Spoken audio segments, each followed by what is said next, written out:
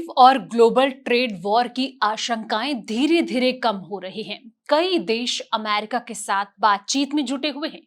इस बीच अमेरिकी वित्त मंत्री स्कॉट बेसेंट ने उम्मीद ये जताई है कि राष्ट्रपति डोनाल्ड ट्रंप के जवाबी शुल्क से बचने के लिए भारत पहला देश हो सकता है जो हमारे साथ द्विपक्षीय व्यापार समझौता करेगा।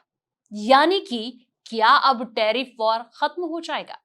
चलिए जानते हैं क्या है पूरी खबर। नमस्कार, मैं हूं आपके साथ संध्या बिष्ट और आप देख रहे हैं द इकोनॉमिक टाइम्स हिंदी।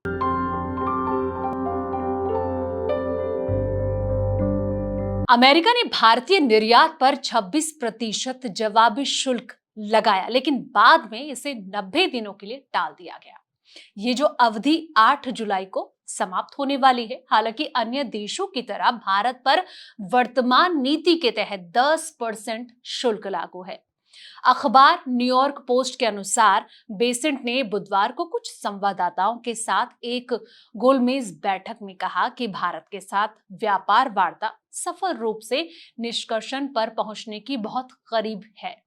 इसका कारण हुआ कि दुनिया के सबसे अधिक आबादी वाले देश ने कोई बहुत ज्यादा शुल्क जो है वो नहीं लगाया हुआ है। बेसेंट ने विश्व बैंक और अंतर्राष्ट्रीय मुद्रा कोष की वार्षिक बैठकों के दौरान एक कार्यक्रम में कहा कि भारत में गैर शुल्क व्यापार बाधाएं कम है और साथ ही ये भी साफ है कि मुद्रा के स्तर पर कोई गड़बड़ी नहीं है।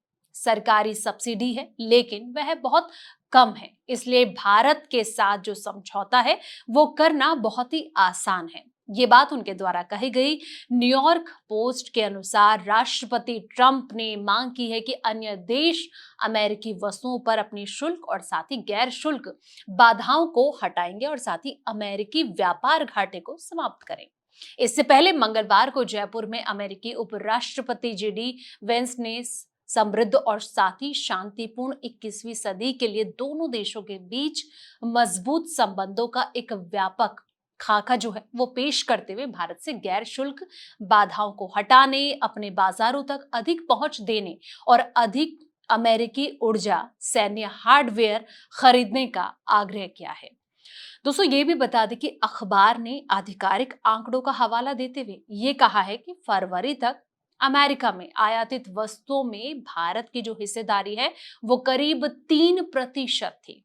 अमेरिकी व्यापार प्रतिनिधि कार्यालय के अनुसार 2024 में भारत के साथ अमेरिका का व्यापार घाटा 45.7 अरब डॉलर था।